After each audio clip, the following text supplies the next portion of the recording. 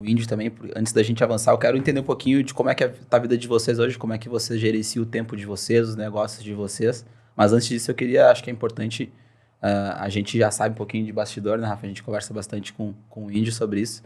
Mas queria que o Índio contasse um pouquinho, Índio, como é que o empreendedorismo entrou na tua vida, como é que isso surgiu, para tu chegar hoje, ser dono aí ser sócio de um dos principais grupos gastronômicos aqui do estado e logo, logo do Brasil, né? Então, Amém. pô, como é que começou isso daí, Índio?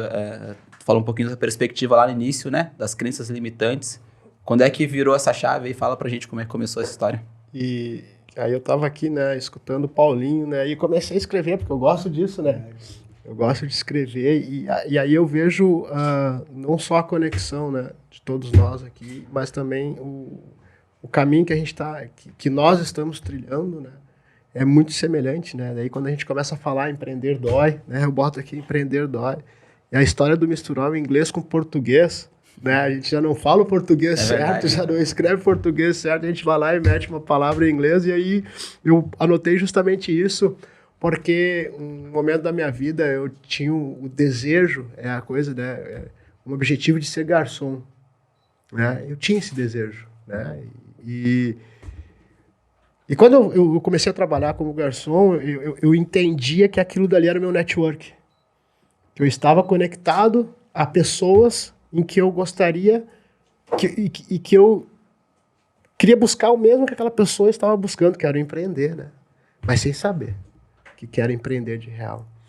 E uma das primeiras palavras de inglês que eu coloquei, do inglês, no qual eu coloquei na minha fala, né, porque o inglês a gente está colocando para dizer que eu não tenho conhecimento, né? Foi isso que a gente falou aqui agora, né? Fica grandão. Aí eu tô lá atendendo a mesa, a primeira coisa que eu falo, poderia me dar um feedback? É sério, poderia me dar um feedback? A pessoa que eu estava atendendo já me olhava diferente. Feedback. Né? Mas tu sabia já o que significava essa palavra? Sim, porque eu recém tinha aprendido, olha que louco, né? Eu trabalhava como garçom, daí tinha um grupo de empreendedores, de empresários aí do Sul, em que disseram para mim, tu tem que estudar. Eu disse, poxa, tem que estudar. E aí, te inscreve na faculdade, já fez o segundo grau? Eu disse, não, é segundo grau, né, galera? Agora é ensino médio. Sim. Já fizeste segundo grau? Eu disse, sim, já fiz segundo grau. Então entra na faculdade. Fui lá, me inscrevi na faculdade. Eu disse, mas eu não vou ter a grana, né? Não, nós vamos se juntar aqui. Cada um vai dar um pouquinho. É mesmo? E nós vamos pagar teu curso. E assim foi, né? E aí, essa palavra entrou na minha vida, porque eu estava fazendo administração na Uniriter e o professor lá falou do tal do feedback. E aí eu tô na faculdade. Saiu quente, pô, direto do trampo falar segura isso. A primeira coisa que eu fiz foi isso, sabe? Nem tinha trabalho aquele dia, eu vou só pra falar isso. E o legal disso, cara, e nisso tudo, o que mais me paga na vida, real, assim, não é sobre dinheiro, é sobre a satisfação daquela pessoa ali que eu tô servindo, né? Eu acho que a gente vem pra cá pra servir, né? E servir como um todo, né? Empreendendo, a gente tá dando oportunidade para famílias, né? Poderem ter uma vida melhor, né? E eu tô aqui, e eu acredito que a gente tá aqui nesse mundo, assim, justamente para servir. E o que mais me pagou era o feedback do cliente dizendo assim, cara, que momento importante foi na minha vida nesse dia de hoje com essa refeição. Eu não atrapalhei o dia deles, entendeu?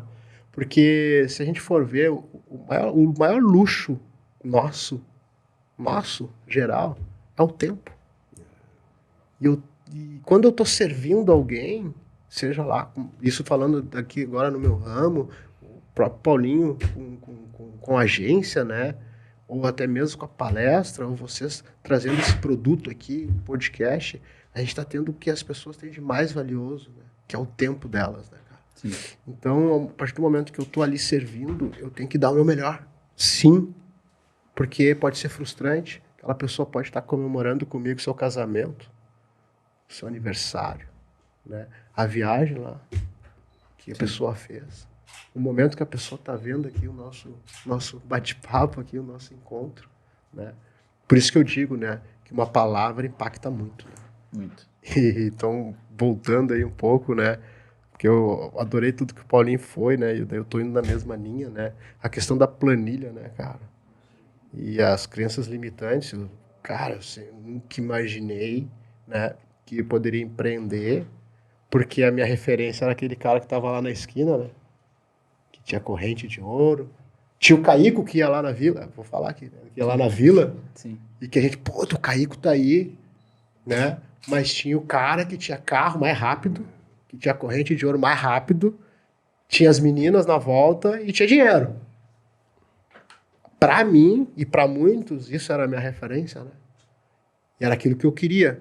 Mas meu pai tava saindo lá de manhã para trabalhar, a minha mãe tava lá cuidando da casa e eu fugindo da casa, né? Tinha essa cultura dentro da minha família. E a partir do momento em que eu começo eu começo a entender esse contexto e com a crença limitante que eu não vou poder estar lá na TV, né? Que eu não vou poder ser alguém, ou até mesmo por falta de formação, cara. É por pura ignorância. Em época, nós tínhamos uma comunicação totalmente centralizada, né? A gente falou aqui, jornal, TV. Era aquilo dali que a gente via, que a gente acreditava. E aí tu olhava pra tua bolha, na esquina tinha aquele outro. Aí tu tinha o futebol e eu sou ruim? Não dava. Sim. Né? E agora? O que eu vou fazer? Né? Então, foi justamente isso, né, que me movimentou para ir para um caminho em que errado, vamos dizer assim. Mas de grande aprendizado. Tu foi pro errado dentro dessa loucura? Claro, da loucura mesmo. Eu fui para esse caminho errado, que para mim hoje eu olho para trás, né, e digo que o aprendizado que eu tive com isso é o que me fortalece hoje, né?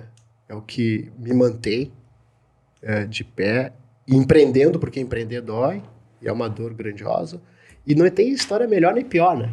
Não é sobre isso que a gente está aqui. Claro. Né? É sobre o que eu passei, sobre o que o Paulinho passou, sobre o que tu quer buscar e que passou, o Danilo e que todo mundo está aqui, né? E a partir daí eu começo a me entender, né? Claro, eu fico num mundo totalmente nebuloso durante um tempo. E quando eu saio da drogadição ativa e busco o meu lugar e me conhecer, né? Que é muito que a gente fala, né? Do eu conhecer quem é o Rodrigo, né? Poucos sabem aqui, né? Mas quem é o Rodrigo. Eu começo a entender que ficou um vazio dentro de mim, eu preciso preencher. E aí, como é que eu preencho? Com trabalho. Porque eu me lembro que meu pai saía de manhã para trabalhar. Eu tinha muitos dentro da comunidade que trabalhavam. São muito poucos esse do crime. Só que a comunidade nossa é vista, né, por esse pouco. Que é mais